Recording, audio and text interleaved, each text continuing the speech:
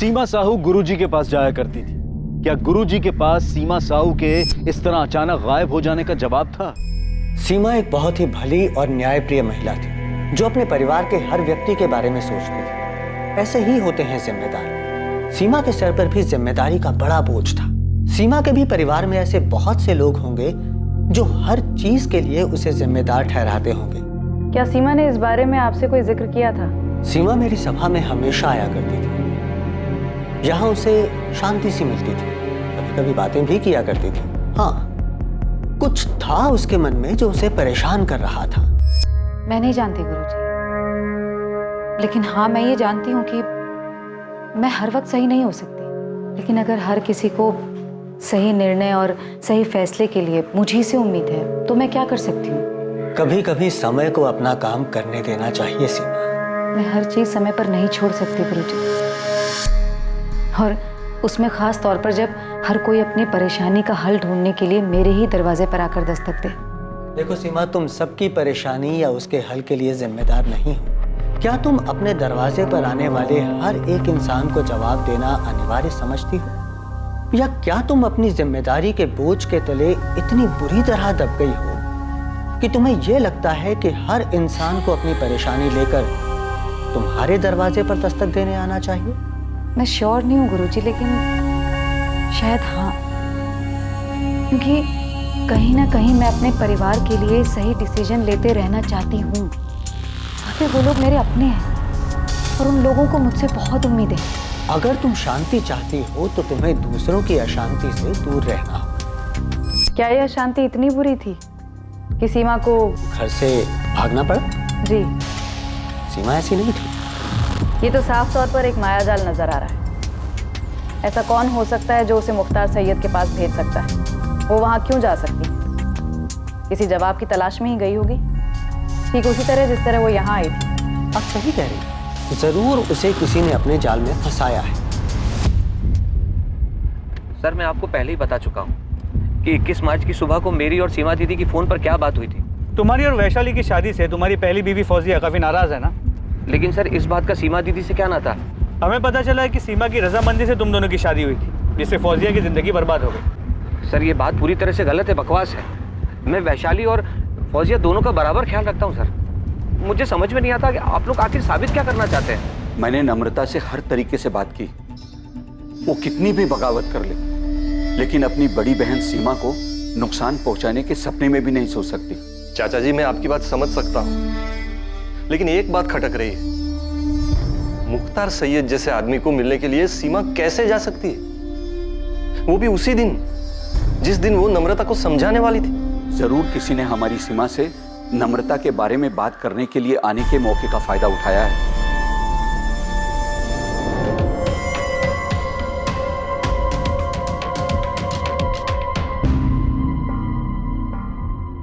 Sir, मैं नहीं जानता ये मुख्तार सैयद कौन है। हाँ, अगर ये मुस्लिम है और मैंने सिर्फ पूछा तुम इसे जानते हो या नहीं? नहीं सर, मैं नहीं जानता इसे। अगर आपको शक है कि फौजिया ने कुछ किया है सीमा दीदी के साथ, तो फौजिया को उठा के पूछिए। आप असलम को क्यों उठा लाए? हमने सिर्फ पूछताछ के लिए उठाया है। आपने दो और दो जोड़ दिया। मुख्तार सैयद नाम है तो असलम। मैं कह देती हूँ, मैं पुलिस स्टेशन के बाहर अनशन पे बैठ जाऊंगी। आप लोग मेरे पति को बस इस वजह से परेशान करें क्यों? चाली, इसमें धर्म का कोई लेना देना नहीं, और तुम्हें तो ये समझना चाहिए कि हम तुम्हारी बहन को ढूंढने के लिए ये सब कर रहे हैं। तो फिर मेरी बहन को ढूंढिए। मैंने आपको पहले भी बताया कि सीमा दीदी के दोस्त संतोष ठाकुर है इसके पीछे। तुम्हारे परिवार में हर कोई एक दूसरे पर इशारा कर रहा है, मालूम है ना तुम्हें? आपको जिस पे शक करना है कीजिए, जिसको जो पूछना है पूछिए, पर मेरे पति को इस बीच मत घसीटिए।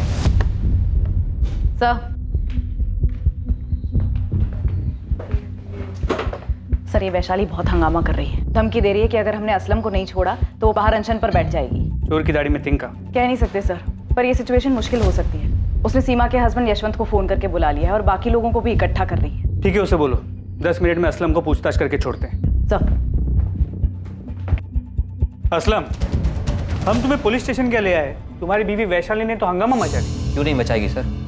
क्योंकि वो अच्छी तरह जानती है कि मैं सीमा दीदी के कितना करीब था, और आप लोग बिना किसी वजह के मुझसे इस तरह पूछताछ कर रहे हैं। और एक तरफ आप कह रहे हैं कि इसके पीछे मेरी पहली बीवी फौजिया का हाथ है।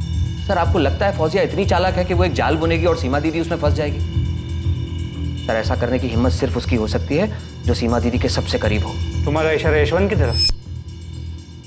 या फिर सीमा के बेटे राजेश की तरफ? सर मैं कोई नाम नहीं ले रहा, लेकिन आप खुद सोचिए, सीमा दीदी रेड शाइन होटल में एक ऐसे अजनबी इंसान से मिलने जाती है जो कि फर्जी है। मिलने की क्या वजह हो सकती है सर? आप उस वजह को ढूंढिए ना। सर पहली बात तो यह है कि सीमा दीदी किसी पे भरोसा किए बिना उससे मिलने नहीं जा सकती। हर चीज में खुद सोच समझ के वो फैसला लेती थी।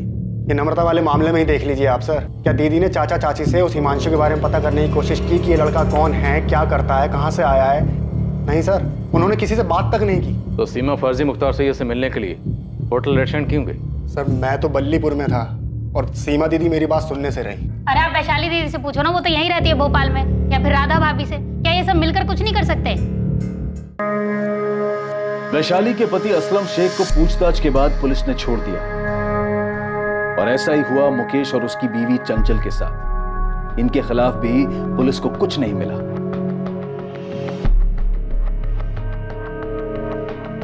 पुलिस ने हर उस शख्स के फोन रिकॉर्ड्स चेक कर लिए थे जो सीमा साहू के करीब था। सीमा साहू के पति और उसके बेटे ने अखबारों में इश्तिहार दिया जिसमें सीमा साहू को ढूंढने वालों के लिए इनाम घोषित किया गया था। सर, शक के घेरे में जितने भी लोग थे सबके कॉल रिकॉर्ड्स चेक कर लिए, लेकिन किसी के भी कॉल रिकॉर्ड्स में से कुछ भी नहीं मिला है। मालती ऐसा कैसे हो सकता है? एक भी कॉल ऐसी नहीं है जिससे ये लगे कि सीमा साहू को फंसाया जा रहा है। नहीं सर, सीमा के पति यशवंत और उसके बेटे राजेश के कॉल रिकॉर्ड्स भी चेक किए, ये सोचकर कि शायद कोई पर्सनल एंगल होगा, लेकिन किसी से भी कोई भी सुराग हाथ नहीं लगा है। तो फिर मामला है कहाँ? सीमा के पति यशवंत ने सीमा की तस्वीर अखबार में छपवाई, लेकिन सीमा का कोई अता पता नहीं, अभी तक कोई सामने नहीं आया। सर ये हाथी चौक में मैं इतने दिन से जितने भी रिक्शे वाले और प्राइवेट टैक्सी वाले हैं सबको ये फोटो दिखा के घूम रहा हूँ, पर ये सीमा साहू किसी भी पब्लिक ट्रांसपोर्ट से होटल रेड साइन तो आई नहीं है। कोई तो है जो उसे लेके आया है यहाँ। इस मुख्तार सैयद का कुछ पता चला? साहब इस फोटो से तो कोई भी इसे पहचान नहीं रहा। आपके साइबर सेल से इसके बिना मुझ दाढ़ी वाली फोटो आने वाली थी ना, तो कल तक आ जाए। सीमा ने कोई पब्लिक ट्रांसपोर्ट नहीं लिया तो जरूर उसका कोई अपना ही उसे होटल रेड शाइन होटल लेकर गया, और ये सब कुछ बड़ी सोची समझी साजिश के तहत किया गया। तो ये जो भी है बहुत शातिर है, खुद तो अंदर गया नहीं और सीमा को अकेले अंदर भेज दिया। मैं थोड़ी देर में आती हूँ।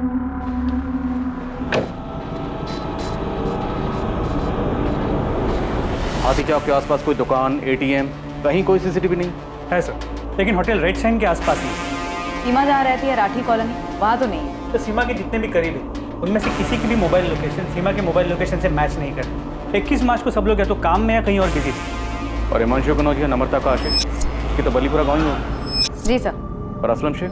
असलम शेख अपने गांव महबूब नगर में ही था, उसका वहीं का लोकेशन आया। जैसा कि हमको पहले लगा था, अब तो ये और भी मुश्किल है कि सीमा को इतने दिनों तक बंदी बनाकर रखा गया हो। लेकिन अगर सीमा के साथ कुछ और भी हुआ तो कहाँ हुआ, कैसे हुआ, किसने किया? सर ये सारे परिवार वाले एक दूसरे की ओर इशारा कर रहे हैं। हो सकता है सीमा से इन सबको कोई ना कोई शिकवा रहा होगा। पॉसिबिलिटी है कि सीमा ने अपने परिवार के अलावा भी किसी और की जिंदगी में भी दखलंदाजी की है।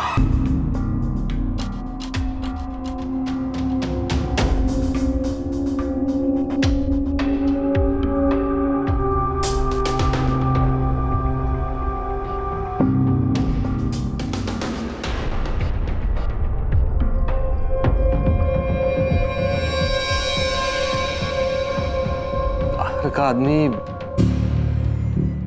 नहीं सर, उस बारे में मुझे कुछ नहीं पता, लेकिन हमारे मोहल्ले में सीमा का सबके साथ बहुत अच्छा था।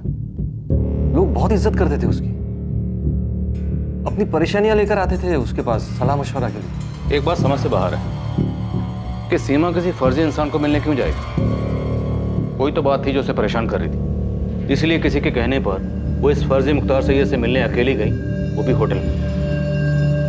नरेश नागपाल, वैशाली का पहला पति सर, वो सीमा से काफी नाराज था। सीमा तुम्हारी बहन तुम्हारा इस्तेमाल कर रही है मेरे बारे में गलत अफवाह बनाने के लिए। अरे ये हमारे आपस का मामला है, और वो ऐसे कैसे घर छोड़ के जा सकती मेरी बेटी के साथ? नरेश, प्रिया वैशाली की भी बेटी है। अरे तो मैं भी बाप हूं उसका।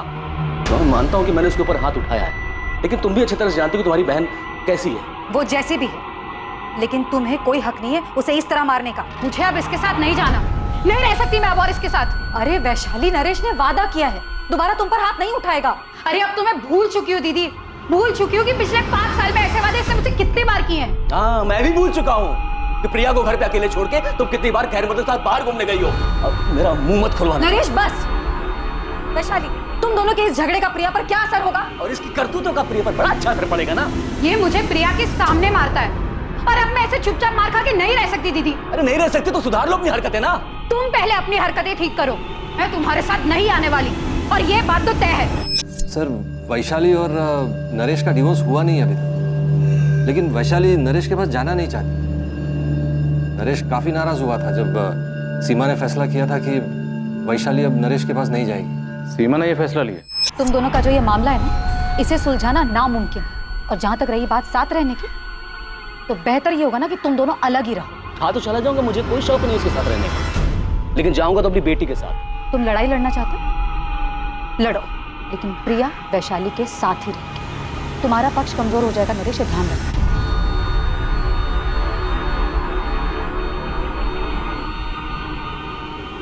सीमा, मेरी एक बात याद रखना, ये बहुत महंगा पड़ेगा। नरेश नागपाल सर वही एक इंसान है जिसको मैं जानता हूँ, जिसने सीमा से नाराजगी जताई थी। हाँ सर। इस नरेश नागपाल से तो हम बात करेंगे। आप मुझे ये बताइए कि वो कौन सी बात थी जो सीमा को परेशान कर रही थी, क्योंकि इतना तो तय है कोई ना कोई बात तो थी जिसकी वजह से सीमा किसी के कहने पर उस फर्जी मुख्तार सैयद से मिलने गई। इससे पहले सीमा उस होटल में कभी नहीं गई, हमने चेक किया।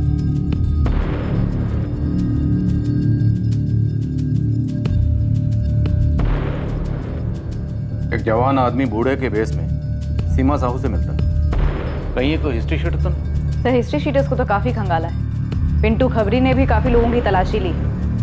इस केस में हिस्ट्री शीटर्स का इस्तेमाल तो नहीं हो सकता, क्योंकि अगर ऐसा होता तो किसी भी तरीके की प्लानिंग की बात हमें ज़रूर पता चलती है। फिर भी पता करो, हो सकता है कोई पुराना हिस्ट्री शीटर हो। Okay sir. मालती, एक मिनट। जब हमने इस शख्स को सबसे पहले सीसीटीवी फुटेज में देखा था, तब सीमा के बेटे राजेश ने सबसे पहले ये पॉइंट आउट किया था कि इसकी मूछ, दाढ़ी और विग नकली है। ध्यान से देखिए सर, इस आदमी के चेहरे पे दाढ़ी मूछ सब कुछ नकली लग रहा है। सर, ये तो कोई ढोंगी है। तो क्या राजेश को पहले से पता था कि असली नहीं, नकली? और जैसा कि हम सोच रहे हैं कि सीमा से कोई परेशान हो गया होगा, तो क्या ये परेशानी सीमा के अपने ही घर में उसके सबसे करीब थी? सीमा का बेटा राजेश, सर उससे पूछताछ करनी चाहिए।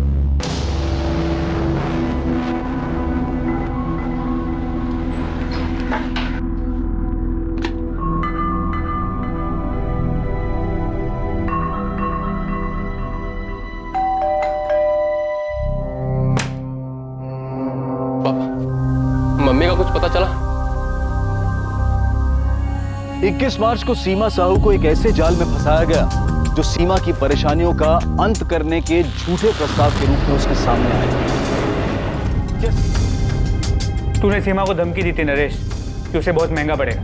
अब बहुत महंगा पड़ेगा कहना मतलब ये थोड़ी है कि मैं उसे मार देता। मार देता? मतलब सीमा मर चुकी है? अब आपको जो समझना है आप समझिए। मैं आपसे पहले ही बता चुका हूँ कि मेरा कोई लेना देना नहीं है इस चीज़ से। पर दर्द है तो सिर्फ इस बात का कि मैंने अपनी बेटी प्रिया को खो दिया, लेकिन उस चीज़ को मैं मन ही मन पी गया। अब सीमा को मार के या उसे गायब करके मैं कौन सा अपने घाव पे मरहम लगा लेता। वो तो खुद ही हताश थी। हताश? क्यों? अब आपको क्या बताऊं साहब, वैशाली ने क्या हरकत की थी।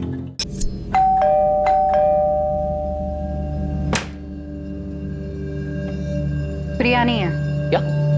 वैशाली, मैंने तुमसे पहले ही कहा था मैं आ रहा हूँ, फिर भी? प्रिया की फ्रेंड की बर्थडे पार्टी है, कल ही पता चला था। ठीक है, मैं यही वेट करता हूँ। बाहर ही वेट कर लो, आए तो मिल लेना। एक मिनट, आप कौन होते हमारे बीच में बोलने वाले? मैं। वो मेरे पति हैं। होशंगाबाद के जिस मोहल्ले में हम रहते थे वहाँ आए दिन खबर मिलती थी, आज वैशाली इसके साथ देखी गई, आज वैशाली उसके साथ देखी गई। और मुझे छोड़कर वो भी गई कहाँ? असलम के साथ, जो खुद शादीशुदा था। इन दोनों की शादी हुई भी थी कि नहीं किसे पता।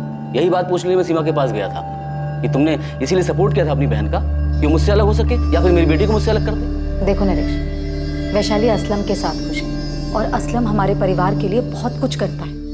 वो हमारी माँ से मिलने टाइम टू टाइम बलीपुर जाता है। मुकेश से भी उसकी अच्छी बनती है। राधा भाभी को भी कोई भी काम हो असलम हमेशा आगे आता है, वो सबका ख्याल रखता है। लेकिन क्या उसका पहले से शादीशुदा होना सही है? उसकी बीवी है, बच्चे हैं, फिर भी तुमने उसे वैशाली के पति के रूप में एक्सेप्ट कर लिया। मैंने कहा ना तुमसे, वैशाली असलम के साथ खुश है। उसने पहले मेरी जिंदगी उजाड़ी और तुमने उजड़ने दी। अब वो असलम की जिंदगी उजाड़ रही है और तुम कुछ नहीं बोल रही। तुम्हें पता है तुम कितनी गलत हो। जिस आदमी को तुम अपने परिवार का हिस्सा बता रही हो ना, मेरा शौहर है वो। अरे तुम लोगों ने मिलकर मेरी जिंदगी बर्बाद कर दी। फौजिया पहले शांत हो जा। और असलम से ना मैंने नहीं कहा था जाकर वैशाली से प्यार मोहब्बत करे, ठीक है? असलम मेरा शौहर है, मेरे बच्चे का बाप। और आप लोगों ने मिलकर मेरी जिंदगी बर्बाद करने की ना साजिश की है। बद्दुआ देती हूँ आप लोगों को। जैसे मेरी जिंदगी बर्बाद हुई है ना सीमा, एक दिन तुम्हारी भी जिंदगी ऐसे ही बर्बाद होगी, देख लेना तुम। देखो नरेश, मैंने ना तुम्हारा घर उजाड़ा है और ना ही असलम का। कभी वैशाली से मैंने ये नहीं कहा कि वो तुम्हें छोड़ दे, और ना ही कभी मैंने ये कहा है उससे कि वो जाकर असलम के साथ रहे। सीमा, याद रखना, जुर्म करने वाले का साथ देने वाला भी उतना ही बड़ा गुनहगार होता है। नरेश, बस बहुत हुआ। तुम एक काम करो, जाकर वैशाली से अपनी प्रॉब्लम सुलझाओ।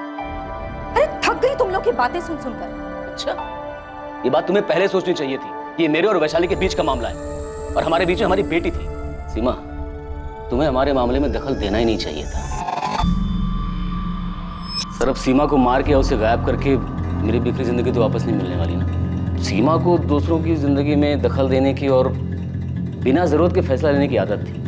अब उसकी इस बात पे कोई खफा हो गया होगा, किसी को इतना गुस्सा आया होगा कि, लेकिन साहब मैं वो आदमी नहीं। ये तुम क्या कर रहे हो मुकेश? हर महीने राधा भाभी को जो पैसे भेजते हैं वही भेज रहा हूँ। और नहीं भेजोगे तो क्या वो मर जाएंगी? अरे लेकिन चंचल, हम हर महीने उनको देते हर हैं। महीने जबरदस्ती भेजते थे सीमा दीदी के कहने पर, और अब तो सीमा दीदी नहीं है। कब वक्त कल आएगी मुकेश, पैसे भेजने की कोई जरूरत नहीं है। फोन ही मत उठाओ राधा भाभी का, वो खुद ही समझ जाएंगी। मुकेश अब फोन ही नहीं उठा रहा है वैशाली। मैं मुकेश से बात करती हूँ। ये सीमा ऐसे कहाँ चली गई? मुझे क्या पता भाभी, मुझे थोड़ी बोल कर गई वो। मैं भी तो यही थी ना आप लोगों के साथ। सीमा यहाँ होती ना तो मुकेश ऐसा बर्ताव कभी नहीं करता। तो ठीक है, आप इंतजार कीजिए सीमा दीदी के वापस आने का, वहीं आकर मुकेश से बात कर लेंगे। तुम ऐसे क्यों बात कर रही हो? क्योंकि आप बात ही ऐसे कर रही हो। भाभी, मैं कह रही हूँ कि मैं मुकेश से बात करती हूँ, लेकिन नहीं, आप बोल रही हो कि सीमा दीदी यहाँ होती तो ऐसा नहीं होता। आप लोगों ने ना उन्हें भगवान बनाकर ना जाने कौन से 7वें आसमान पर बिठा रखा। तुझे क्या हो गया वैशाली? मैं भी परेशान हूँ। वहाँ चाचा जी बार बार मुझे फोन करके पूछ रहे कि सीमा दीदी अब तक लौटी क्यों नहीं। ये यशवंत जीजा जी मुझसे बार बार पूछ रहे कि मुझे कुछ सीमा दीदी ने बताया था क्या। माँ भी मुझसे ही बार बार पूछ रही है। जब तक सीमा दीदी थी तब तक सब उसी को पूछते थे, अब नहीं है तब भी उसी के बारे में सवाल कर रहे हैं। बस सीमा सीमा सीमा सीमा सीमा ही सब कुछ है, बाकी किसी की कोई लाइफ नहीं है। वैशाली, तेरा कुछ झगड़ा हुआ है क्या असलम के साथ? बड़ी जल्दी अकल आ गई तुझे? खाना खाने देगी चैन से मुझे? क्यों? उस कमीनी ने भी चैन से खाने नहीं दिया? अगर वो कमीनी है ना, अपनी शक्ल देख ले शीशे में जाके। वो तूने कहावत सुनी है, आसमान से गिरे खजूर पे अटके वैसी हालत हो गई मेरी। खजूर पे नहीं अटका तू, बवंडर में फंसा है। वैसे तूने सब किया किसके लिए? हाँ, उस सीमा के भाई मुकेश और उसकी पत्नी चंचल के लिए, या सीमा के बेटे राजेश के लिए, या जिस खजूर पे अटका हुआ ना उस वैशाली के लिए?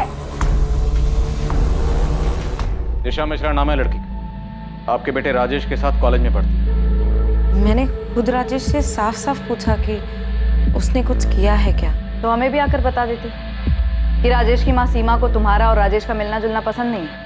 हाँ, लेकिन मुझे नहीं पता था कि उस वजह से राजेश ने कुछ किया होगा। मैंने तो उससे ऐसे ही पूछ लिया था। यशवंत, इतनी बड़ी बात, ऐसा तो हो ही नहीं सकता कि आपको पता ही ना हो कि आपके बेटे राजेश की इस दिशा को लेके अपनी माँ से लड़ाई चल रही है। राजेश, पुलिस मुझसे बार बार पूछ रही थी कि तुम्हारी मम्मी किस बात को लेकर परेशान है। मैंने कुछ बताया नहीं उन्हें। पापा? राजेश, सच सच बता दो, सच जानना है मुझे। सर, राजेश अपनी मम्मी के साथ ऐसा कुछ नहीं कर सकता। सर, मैंने पूछा था उसे, उसने बताया मुझे उसने ऐसा कुछ नहीं किया है। अब यही बात हमें आपके बेटे से पूछने थी, लेकिन ये दिशा मिश्रा वाली बात आपको खुद हमें बहुत पहले बतानी चाहिए थी। अब साफ साफ बताइए, क्या आपकी पत्नी सीमा की परेशानी की वजह यही थी?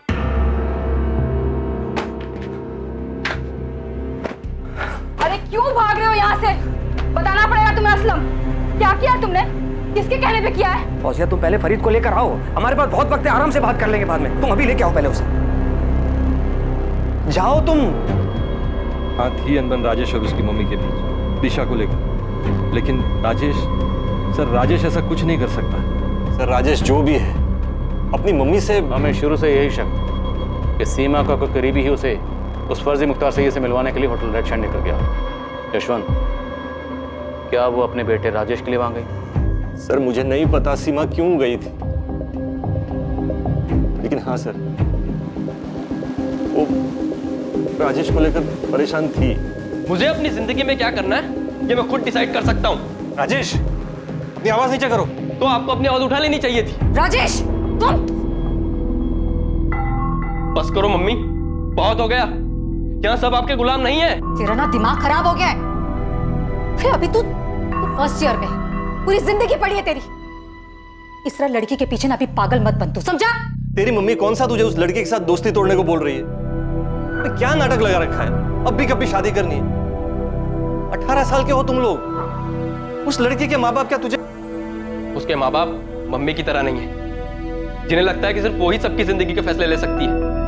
अगर तू अपनी भलाई सोच सकता ना तो आज अपने माँ बाप के बारे में ना ये बात नहीं करता। माँ बाप नहीं मम्मी, सिर्फ माँ। मैं पापा के बारे में कभी ऐसा नहीं बोल सकता, क्योंकि वो कभी दूसरे की जिंदगी में दखल नहीं देते। तुम देती हो, मैंने देखा है। तुम सबके साथ बुरा बर्ताव करती हो। किस तरह वैशाली मौसी और मुकेश मामा को तुम नीचा दिखाती हो। तुम खुद को भगवान मानती हो। बस राधा चाची तुमसे वफादार है क्योंकि तुम उन पर तरस खाती, वरना कोई तुम्हारी दिल से इज्जत नहीं करता, क्योंकि तुम खुद को भगवान मानकर सबकी जिंदगियों के फैसले लेती हो। कि तुम मेरी जिंदगी की भगवान नहीं बन सकती, और मेरे लिए तो बिल्कुल भी नहीं। जाओ दूसरों की जिंदगी पर राज करो। मैं तुम्हें अपनी जिंदगी के फैसले का मोहताज नहीं बना सकता। हाँ सर, मेरी माँ स्वभाव की स्ट्रांग थी, वो सबकी जिंदगी के फैसले लेती थी। जरूरत ना पड़ने पर भी वो दूसरे की जिंदगी में दखल देती थी। ये आदमी कौन है राजेश? मुझे नहीं पता। सबसे पहले तुम्ही ने पॉइंट आउट किया था कि मुख्तार सैयद की दाढ़ी मूछें नकली है। मैंने नोटिस किया था, कोई भी कर सकता है। राजेश, तुम और तुम्हारी गर्लफ्रेंड दिशा पहले से हमारे शक के घेरे में। सर, दिशा का इन सबसे कोई लेना देना नहीं है। तो फिर किसका लेना देना है? तुम्हारा?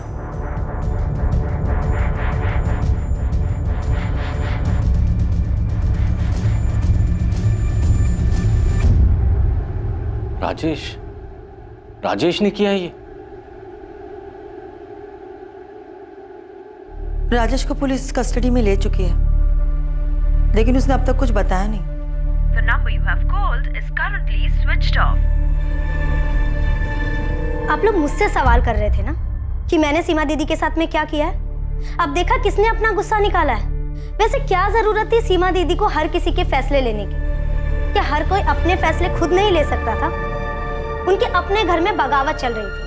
अगर सीमा दीदी के साथ में राजेश ने ऐसा कुछ किया भी है ना, माँ बाबा, उसका कसूरवार कोई और नहीं, आप सभी लोग हैं। आप सभी ने सीमा दीदी के इतने पर लगा दिए थे, उन्हें विश्वास दिलाया कि वो ही सबके सही गलत के फैसले ले सकते हैं। उन्हें इतना सर पे चढ़ा लिया था कि वो खुद को भगवान मानने लगी। ना मैं ये जानता हूँ कि ये मुख्तार सैयद कौन है, और ना मैं ये जानता हूँ कि ये आदमी कौन है। तो फिर कौन जानता है राजेश? किसने तुम्हारी मदद की थी 21 मार्च को दोपहर 12 बजे तुम्हारी माँ को होटल रेड शाइन ले जाने में? सब कुछ पहले से तय था ना कि कोई तुम्हारी माँ को बोलेगा कि होटल रेड शाइन जाना है और मुख्तार सैयद से मिले। क्यों? क्योंकि वो तुम्हारी माँ की मदद करेगा, जिससे तुम अपनी गर्लफ्रेंड दिशा से दूर हो जाओगे और अपनी माँ के आज्ञाकारी बेटे बन जाओगे।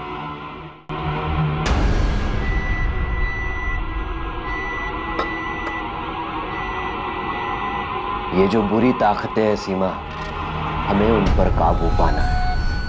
जो तुम्हारे मंसूबे पर बुरी नजर डाल रहे हैं, उन बुरी नजरों को हमें दूर करना है। लो,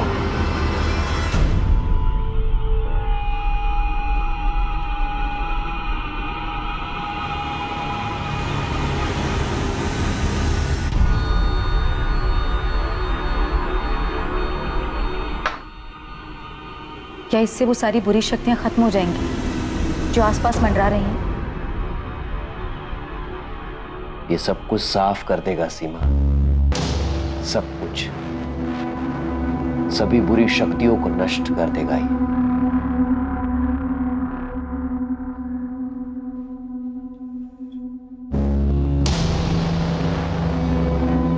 ये तावीज मैं अपने बेटे को दूंगी ना, तो वो इसे कभी नहीं पहनेगा। वो मुझसे नाराज है, वो मेरी बात नहीं मानेगा। उसे लगता है कि मैं उसकी दुश्मन हूं। ये उसे पहनने के लिए मत बोलना, उसके बैग में एक छोटा सा पॉकेट बनाकर उसमें रख देना।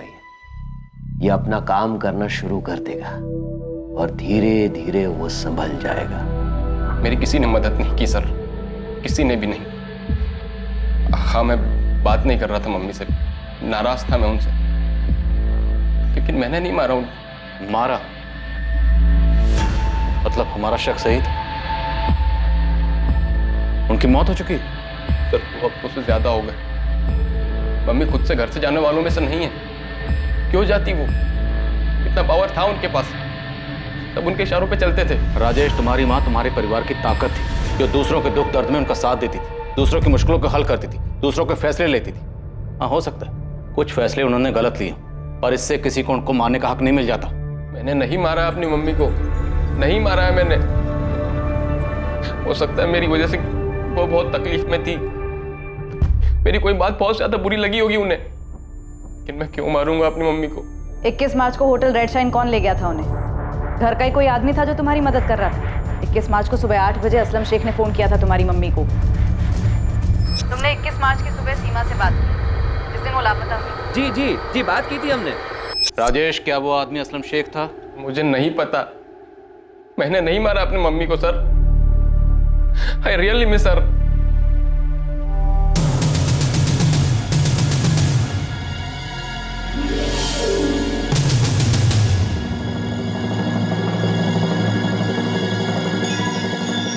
इस मामले में एक और चौंका देने वाली बात सामने आई। असलम शेख भी अब लापता हो गया।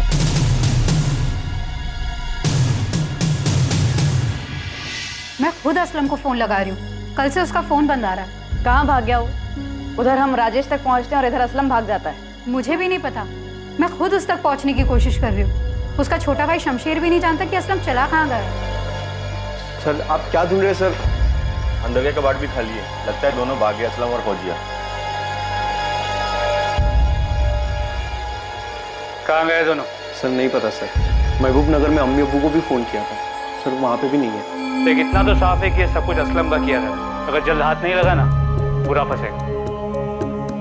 अब ये बात पूरे परिवार को पता चल चुकी थी कि सीमा के साथ हुई इस वारदात में असलम शेख का ही हाथ था। और उनके लिए और भी चौंकाने वाली बात ये थी कि सीमा का बेटा राजेश खुद एक संदिग्ध था। शायद अपनी मां को फंसाने की साजिश में असलम शेख से मिला हुआ था। सीमा को पहले जाल में फंसाना, फिर उसकी हत्या कर देना, ये साजिश अब साफ होती जा रही थी। लेकिन असलम तक पहुंच पाना और ये साबित कर पाना कि इसमें राजेश का भी हाथ है, अब भी बहुत मुश्किल नजर आ रहा था। क्या सच में राजेश का अपनी मां की हत्या में हाथ था? बड़ी थी वो, तुम सबसे बड़ी। तुम्हारे पापा के गुजर जाने के बाद मैं बिल्कुल टूट गई थी। मुझे खुद समझ में नहीं आ रहा था कि इतनी सारी जिम्मेदारियां मैं कैसे संभालूंगी। तब सीमा ने आगे बढ़कर सब कुछ संभाला था। वो भी कह सकती थी कि उसका अपना परिवार है जिसे उसको संभालना है।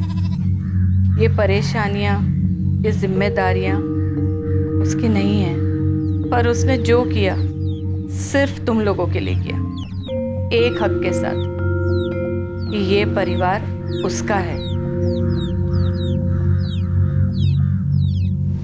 सर, ये असलम शेख जहां भी जा सकता है, दोस्त, रिश्तेदार, उन सब के घर के आसपास खबरियों को तैनात कर दिया। और अभी तक उसका कुछ पता नहीं चला?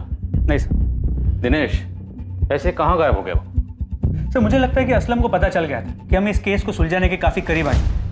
सर, राजेश से 15वीं बार पूछताछ कर चुके हैं। वो अपने बयान पर डटा हुआ है और उसके खिलाफ हमें कोई सबूत भी नहीं मिला है। सर, आई फील राजेश इस केस में इन्वॉल्व नहीं है। क्यों? सर, इतना तो पक्का हो गया कि असलम शेख इसमें इन्वॉल्व है, लेकिन असलम राजेश के लिए ये सब क्यों करे? सर, आई मीन असलम को कोई तो फायदा होना चाहिए। राजेश असलम को ऐसे क्या दे सकता है कि असलम राजेश के लिए ये करे? अगर फायदे की बात है तो फिर मुकेश हो सकता है। उसकी पुश्तैनी घर और जमीन सीमा उसे बेचने नहीं दे रही थी।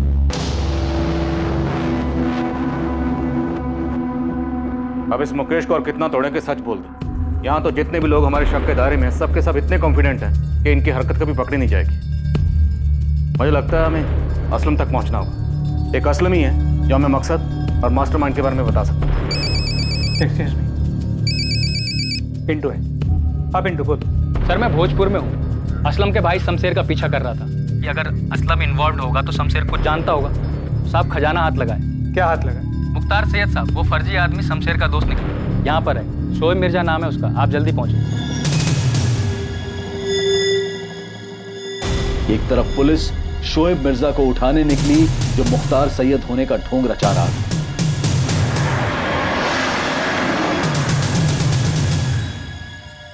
और दूसरी तरफ पुलिस ने असलम शेख के छोटे भाई शमशेर को उठाया। आइए साहब, ये वाला सामने वाला घर है।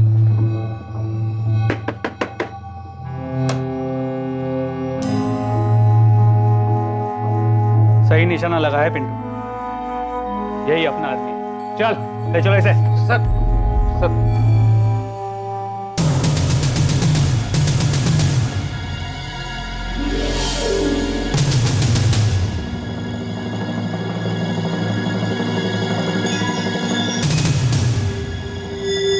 माशाअल्लाह, सही लग रहे हो शोएब। शुक्रिया असलम मियां। मस्त, एकदम मस्त एक्टर हो गया तू। हाथ तोड़ो या पैर तोड़ो शमशेर। कुछ मत कीजिए साहब, मैं सब बताता हूँ साहब। मैंने सिर्फ असलम भाई की मदद की। इस मदद की कोई खास वजह? वजह नहीं पता साहब, लेकिन असलम भाई सीमा दीदी को मारना चाहते थे और सारा प्लान भी असलम भाई ने बनाया और सब कुछ उन्होंने सेट किया साहब। और असलम भाई ने जो जो कहा हमने वही किया साहब। बिल्कुल सही इलाज लेके आया हूँ राजेश के लिए। मैं भी इनमें मानता हूँ, बहुत अच्छे से मानता हूँ। मुझे यकीन है राजेश एक दिन सही रास्ते पे आ जाएगा। अच्छा तो कब मिल सकती हूँ मैं मुख्तार भाई से? आप आज ही मिल लीजिए। देखिए मैं तो गांव जा रहा हूँ, शमशेर आपको मिल जाएगा, वो आपको पहुंचा देगा। और मुख्तार भाई होटल रेड शाइन में आने वाले हैं लोगों से मिलने के लिए, आप भी चले जाइए। ठीक है। शमशेर जी 12 बजे पहुंच जाना, सीमा दीदी को बोला है। और गाड़ी कॉलोनी के कॉर्नर पे खड़ी कर देना। किसी भी कीमत पर होटल के अंदर मत जाना, सीसीटीवी कैमरे लगे हैं। उनको कुछ भी बोलना, कहना इंपॉर्टेंट फोन कॉल्स हैं मेरे। ठीक है भाई, जा तैयारी कर।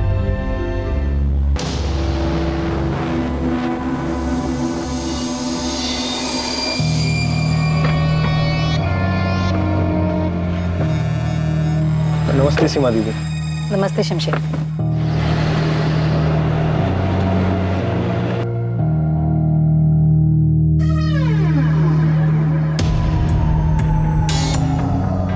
दीदी आप होटल जाकर आ जाइए। मुख्तार भाई रूम नंबर 201 में है। मुझे कुछ कॉल करने ऑर्डर्स के सिलसिले में, तो आप जाकर आ जाइए। मैं यहीं वेट करता हूँ, फिर आपको राधा भाभी क्या ड्रॉप कर दूंगा। ठीक है शमशेर, मैं थोड़ी देर में आती हूँ। अब प्लान के मुताबिक शोएब जो मुख्तार बन के गया था, उसने बेहोशी की दवा पानी में मिला के सीमा दीदी को पिला दी। फिर सीमा दीदी जब गाड़ी में आके बैठी तो उनको तभी से नींद आने लग गई।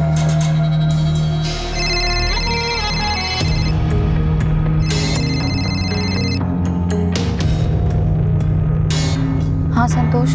हेलो सीमा, कहाँ पर हो? सब लोग वेट कर रहे हैं तुम्हारा। मैं पहुंच रही हूँ। वो एक सहेली के घर पे कुछ काम था, वो काम खत्म करके बस आ रही हूँ। कहाँ पर हो तुम? हाँ संतोष, मैं आ रही हूँ, रास्ते में ही हूँ मैं तुम।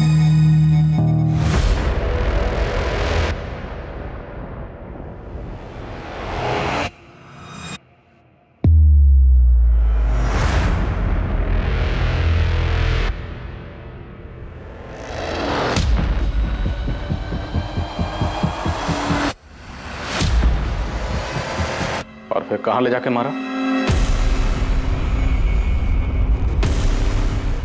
हाशिम, हाथ पकड़।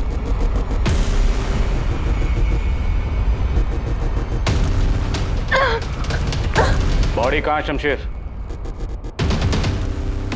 साहब दुकान के अंदर वाले कमरे में। और जब रात में असलम भाई आए तो हमने क्या? हमने सीमा दीदी की बॉडी दीवार में चुनवा दी साहब।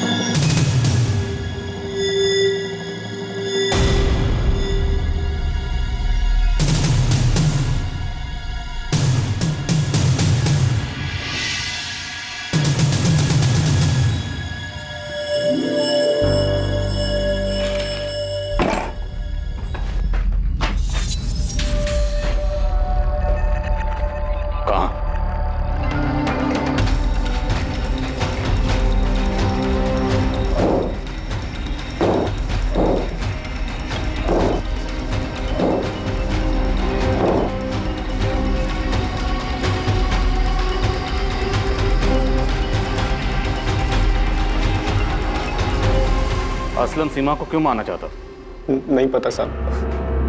तुमने बस उसकी मदद की है ना? वो मेरा भाई है साहब। लेकिन किस लिए? किसके साथ मिलकर इतनी बड़ी प्लानिंग की थी सीमा को मारने की? कारण कौन था? सीमा का बेटा राजेश या सीमा का भाई मुकेश? मुझे कुछ नहीं पता, मैं सच बता रहा हूँ साहब, मुझे कुछ नहीं पता। असलम भाई ने सीमा दीदी को क्यों मारा, ऐसा क्यों किया, मुझे कुछ नहीं पता। वो वैशाली साथ निकाह करके ना बहुत बड़ी गलती की असलम भाई ने, और फौजिया भाभी को भी धोखा दिया। जब असलम भाई सीमा दीदी को मारने का प्लान बना रहे थे तब असलम भाई बहुत परेशान थे। परेशानी की हालत में उसने सीमा के मर्डर का प्लान बनाया। असलम कहाँ है? असलम कहाँ है? बोल असलम कहाँ है? बता दो। असलम भाई और फौजिया भाभी होशंगाबाद में वहां छुपे हैं। होशंगाबाद में कहाँ?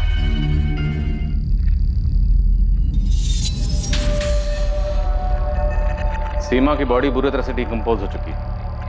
हमें डीएनए मैच करने के लिए टेस्ट करने होंगे। आपके बेटे राजेश और सीमा के दोनों भाई हैं, मुकेश और वैशाली के साथ।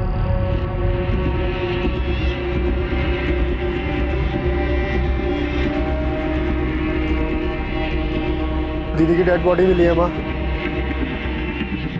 उन्होंने मुझे बुलाया डीएनए सैंपल्स के लिए। और वो असलम शेख, वो पकड़ा गया कि नहीं? उन्हें पता चल चुका है कि वो कहाँ छुपा है। सीमा, मेरे बच्चे।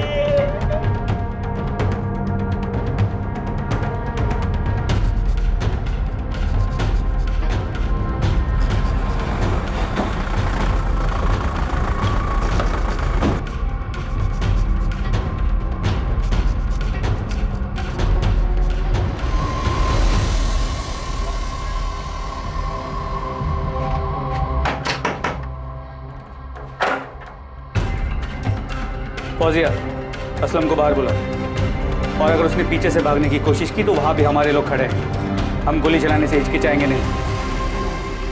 तेरे छोटे भाई शमशेर को हमने तोड़ा, तेरी दुकान पे काम करने वाले हाशिम को भी तोड़ा, और तेरे उस मुख्तार सैयद उर्फ शोएब मिर्जा को भी।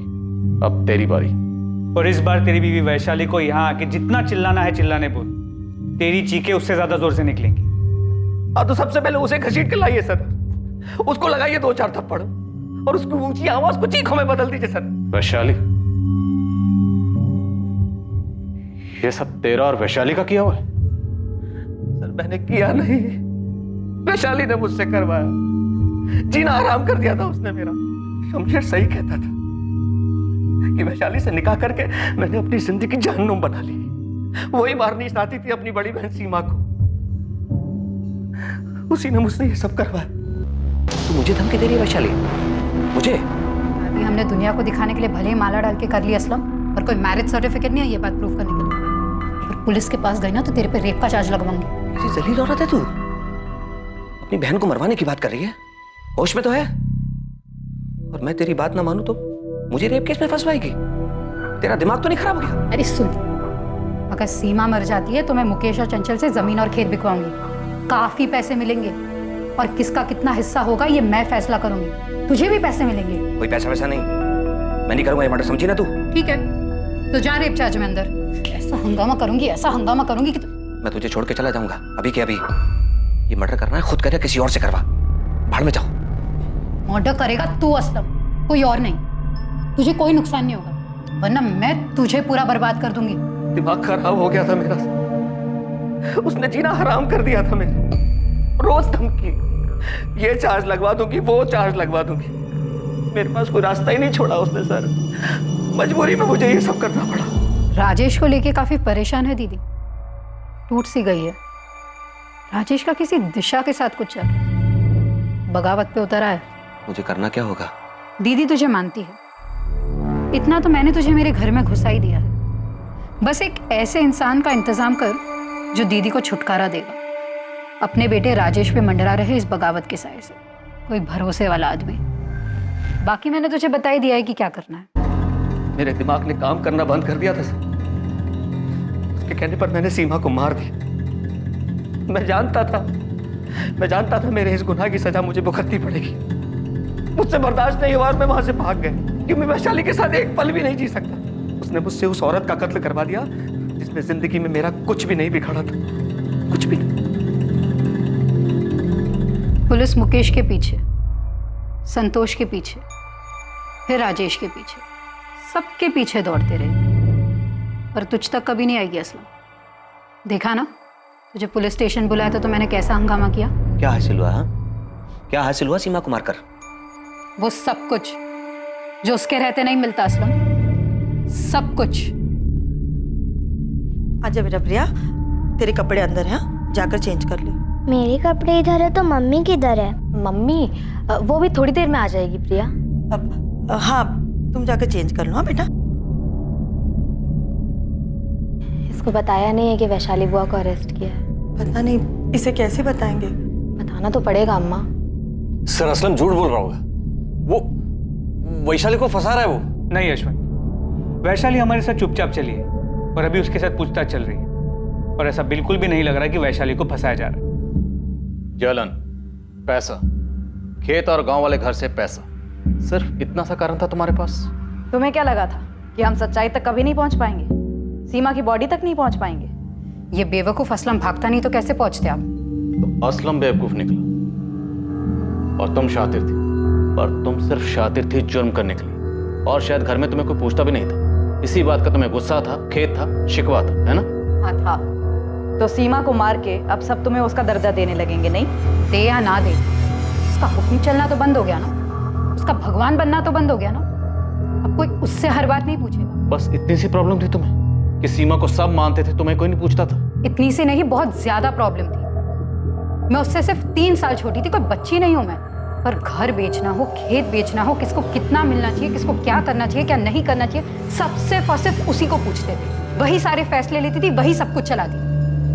तो मार दिया मैंने उसे, लेकिन आपने देख लिया होगा घर में सबको प्रॉब्लम थी उसके भगवान बन के बैठे रहने से। सब लोग चाहते थे कि सीमा नाम के सरदर्द से बस छुटकारा मिल जाए। हो सकता है तुम्हारे घर में बाकी लोगों को भी सीमा से प्रॉब्लम थी, पर किसी ने उसे मारने के बारे में नहीं सोचा। उसे मारने के बारे में सिर्फ तुमने सोचा। तुम जानती थी कि सीमा अपने बेटे राजेश को लेकर परेशान थी। तुमने उसकी इस कमजोरी का फायदा उठाया, उसे जाल में फंसाया और उसे दर्दनाक मौत दी। हाँ दी, मैंने उसे दर्दनाक मौत दी, क्योंकि मेरे अंदर भी बहुत दर्द था उसकी वजह से।